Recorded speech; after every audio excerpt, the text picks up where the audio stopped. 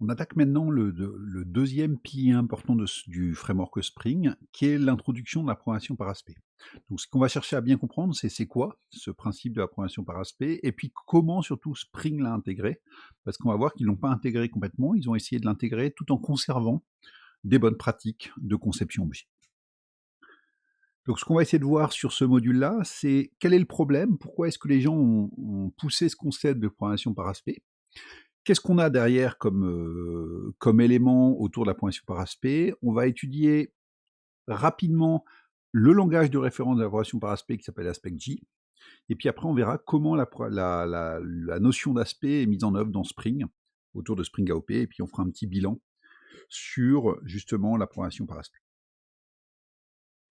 Donc la première chose à bien comprendre, c'est cette notion de séparation des préoccupations. Le but de la progression par aspect, ça a été d'augmenter la modularité qu'on pouvait avoir dans un programme. Et donc l'idée, ça a été de montrer que il allait falloir avoir encore plus de modularité que ce qu'on pouvait avoir avec de la programmation par objet pour pouvoir isoler chacune des préoccupations dans un module à part entière.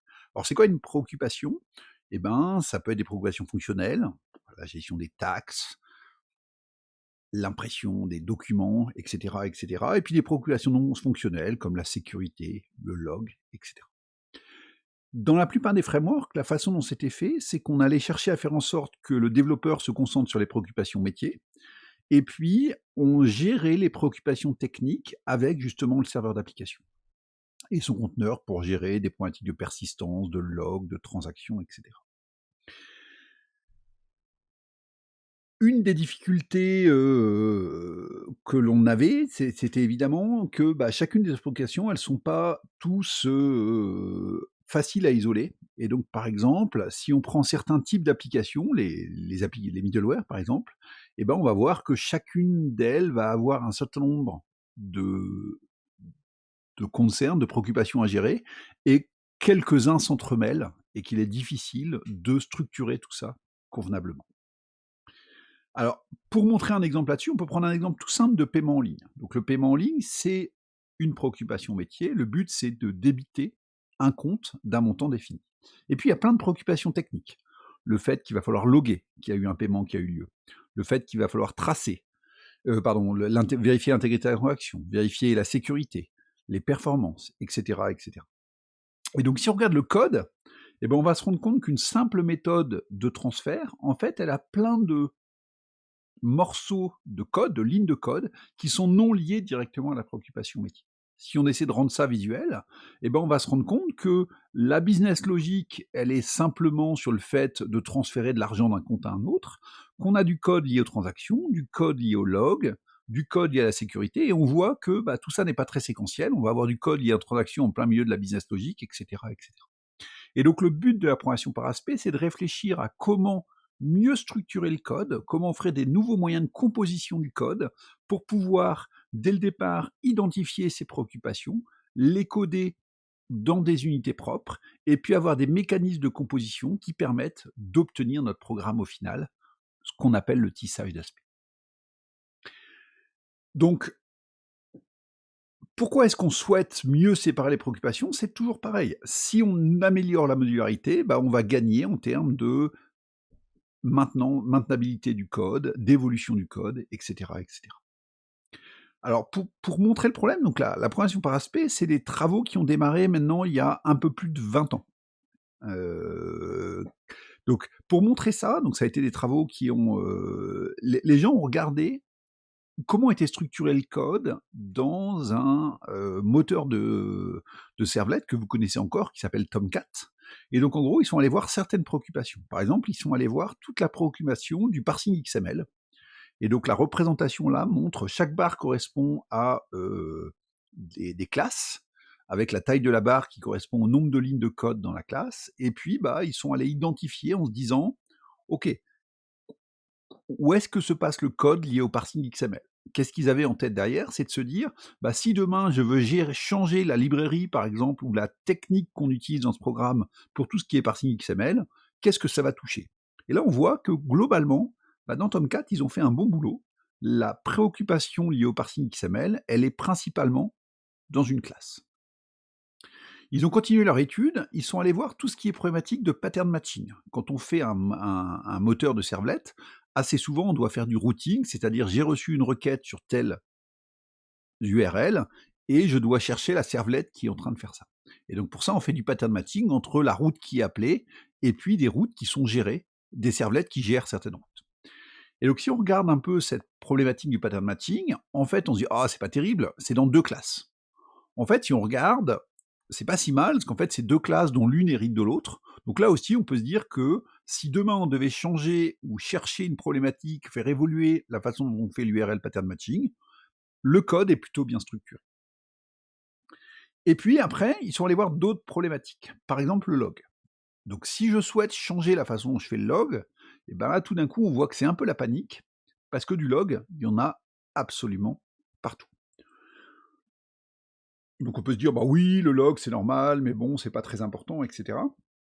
Mais en fait, ils ont fait le même type d'étude avec d'autres problématiques, par exemple tout ce qui est la gestion des sessions. Et là, c'est évidemment bien plus important d'un point de vue métier. Donc la gestion des sessions dans un moteur de servlet, c'est un concept qui est très important. Et donc si je voulais le changer, eh ben c'est pareil, c'est du code qui va cross-coter, qui va se retrouver mélangé à plein de classes partout. Et donc quel a été leur bilan? Voilà, donc tout ce qui est session, bah, on le retrouve un peu partout dans le code. Quel a été leur bilan lié à ça? Ça a été de se dire, on ne peut pas faire l'hypothèse qu'un outil open source comme Tomcat a été mal conçu. Il a été conçu par des gens qui savent faire de la conception objet, qui savent coder, qui travaillent correctement, et à la fin, ils n'ont pas été capables d'isoler correctement l'ensemble des préoccupations. Et donc l'idée derrière ça a été de montrer que les opérateurs de composition qui sont offerts par la programmation par aspect sont limités et empêchent quelqu'un de structurer son code convenablement à partir d'un certain niveau de complexité. Donc dans les concepts de la programmation par aspect, ils ont rajouté, voilà, ils ont toujours cherché à monter en abstraction en disant ok, on avait le procédural, on avait les objets, on avait de la réflexivité, on veut plus de modularité, et donc il nous faut quelque chose en plus. Donc appliquer ce principe d'avoir des opérateurs de composition supplémentaires. Et puis, donc le papier fondateur, c'est un papier de Gregor Kitzales qui est sorti en 97, donc il y a un peu plus de 20 ans. Et puis, il y a eu des extensions de langage pour introduire cette notion de programmation par aspect dans des langages comme Java, avec AspectJ, en Smalltalk, en C++, en C Sharp, etc., etc. Et puis, maintenant, on le retrouve dans des frameworks de développement d'applications d'entreprise comme Spring. Donc, qu'est-ce qu'ils ont introduit comme notion importante? Cette notion d'aspect. C'est quoi un aspect? On avait une notion de classe dans de la programmation par objet. Et on va rajouter un concept supplémentaire qui est une notion d'aspect, qui est un module qui va être capable de capturer une fonctionnalité transverse à une ou plusieurs applications, comme la sécurité, la persistance, la tolérance aux fautes, etc. Le but, pouvoir concevoir chacun des aspects séparément et les composer plus tard au sein d'une application. Avec un deuxième concept important de la programmation par aspect, cette notion de tisseur d'aspect, d'aspect weaver, dont le but c'est de prendre le code de l'application, les aspects à appliquer, des directives de composition, des directives de tissage, et puis à la fin d'avoir l'application augmentée de ces aspects. Donc, tout l'intérêt, c'était de se dire, plutôt que d'avoir certaines préoccupations qui sont mal modularisées, là maintenant, grâce à la programmation par aspect, on va augmenter la modularité de l'application, parce que chaque préoccupation va être capturée dans une entité logicielle claire. Donc si j'ai besoin de faire évoluer cette préoccupation, elle est dans une entité à part entière. Toujours pour essayer de montrer des exemples, faire toucher ça, si on regarde le code d'un blocking buffer, on va se rendre compte que dans les méthodes, il y a des morceaux de code qui sont liés à des politiques de qu'est-ce que je dois faire si mon buffer est plein, pardon, s'il est vide, s'il est plein, comment est-ce que je mets en place une politique de FIFO, etc. Et donc, si à ma notion de buffer, je voulais demain changer ma politique de qu'est-ce que je dois faire quand mon buffer est vide, en fait, ça va cross-cutter plusieurs méthodes actuellement de mon implémentation. Et c'est ça aussi que je cherche à changer. Donc, dans la suite du vocabulaire qui a été introduit par la notion de programmation par aspect, il y a la notion de point de jonction. Les points de jonction, c'est tous les éléments d'un programme de base sur lequel on va pouvoir venir accrocher des éléments structurels ou du comportement supplémentaire. Par exemple, si je fais l'appel à la méthode foo de la classe 2, alors je veux rajouter tel traitement supplémentaire. l'appel de la méthode foo de la classe 2, ça, c'est un point de jonction. Les méthodes d'aspect, c'est le comportement qu'on souhaite ajouter. Donc le traitement additionnel qui va être ajouté, on appelle ça un advice, une méthode d'aspect. Et la coupe transversale, c'est que très souvent, comme la préoccupation, elle est transverse, elle cross-cut plusieurs éléments, bah pour indiquer l'endroit où on va vouloir accrocher la méthode d'aspect, en fait, on va non pas désigner un à un chacun des éléments, on va exprimer une préoccupation, ce qu'on appelle une coupe transversale, qui est une expression logique qui va nous permettre d'attraper tous les points où on souhaite rajouter ce traitement additionnel. Et donc un aspect, c'est quoi conceptuellement? Bah, c'est l'expression de coupe, l'endroit où on veut ajouter les éléments, et puis la méthode d'aspect, le comportement supplémentaire qu'on souhaite ajouter.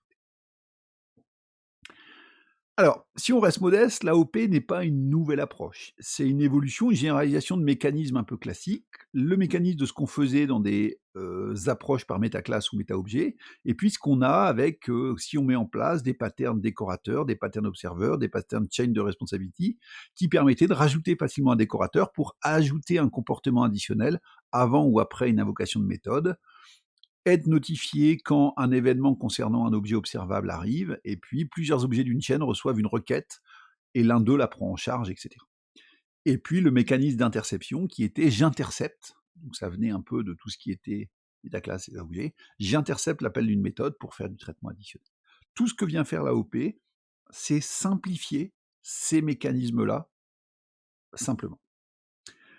Une des questions qu'on peut se poser, c'est OK, est-ce que la transversalité des aspects est-elle irréductible? C'est-à-dire, est-ce que grâce à la programmation par aspect, on est sûr de pouvoir structurer correctement le programme par rapport à ce qu'on pouvait faire en programmation par objet?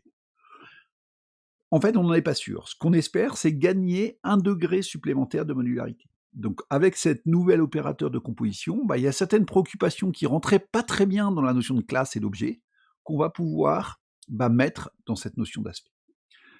L'autre chose que ça permet de faire, c'est qu'évidemment, ça va assez bien avec notre notion de DIP, qu'on a vu précédemment, d'inversion de dépendance, parce que traditionnellement, c'était les applications qui allaient appeler les services techniques dont elles avaient besoin. Ben là, avec la programmation par aspect, on sent bien que c'est les services techniques qui vont pouvoir être tissés au niveau du code de l'application. Donc là aussi, on diminue le couplage entre le code métier de l'application et certains services techniques, puisque c'est les services techniques qui vont être introduits grâce à des expressions de coupe.